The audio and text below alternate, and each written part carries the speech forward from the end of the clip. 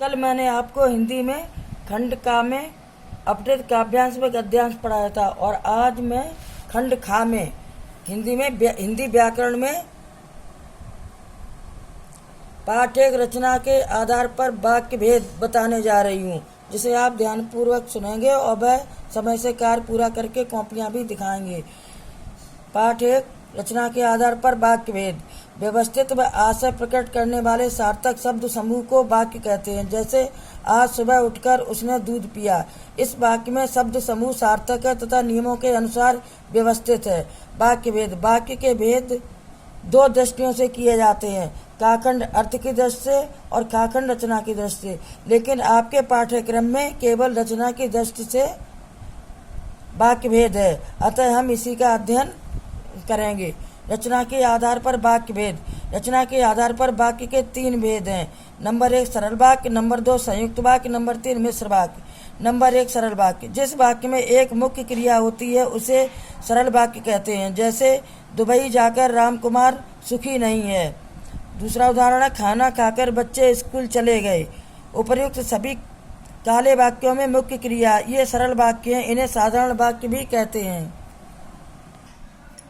सरल वाक्यों में क्रियापद एक से अधिक हो सकते हैं। जैसे एक क्रियापद वाले सरल वाक्य, वह दुष्ट है, सोहन खेला, अभिनय ने गाना सुनाया, कार नहीं है, वह तेज तेज दौड़ा। दो क्रियापद वाले वाक्य, वह पढ़ने जाता है, वह प्रतिदिन सेब खाता है, विनय मुंबई गया है, मैं इन दिनों उपवास करता हूँ। तीन क्रियापद वाले वाक्य, मैं वंदना से विवाह करना चाहता था, वह बड़बड़ाता जा रहा था, क्या वह सच बोल रहा है, आशा सो रही थी। चार क्रियापद वाले वाक्य, वह गीत गाता जा रहा था, उन्होंने हद पार कर दी होगी, नरेंद्र भागता जा रहा होगा। 5 क्रियापद वाले वाक्य, वह दोस्तों को लाए चला आ रहा है, सुरेंद्र हंसता हुआ जा रहा था। उपर्युक्त सभी वाक्यों में क्रियापदों की संख्या अलग अलग है, परंतु फिर भी सरल वाक्य हैं, क्योंकि इनमें एक ही मुख्य क्रिया है। मुख्य क्रिया की पहचान।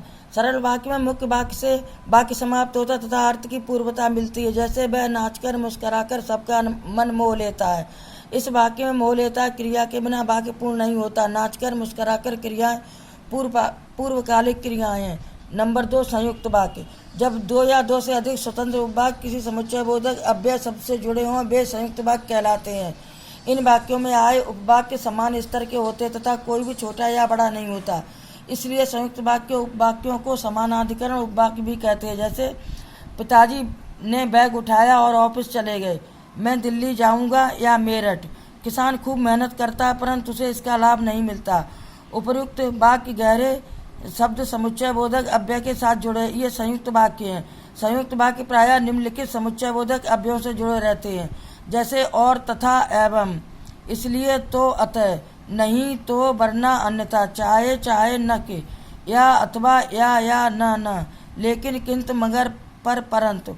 कभी कभी संयुक्त वाक्यों में योजक का लोप हो जाता है परंतु उनका अर्थ नहीं बदलता। जैसे रहने वाले रहेंगे, जाने वाले चले जाएंगे। और का लोप, काम किया है पैसा तो मांगूंगा ही, इसलिए का लोप है। बच्चों आगे का कल पढ़ाएंगे।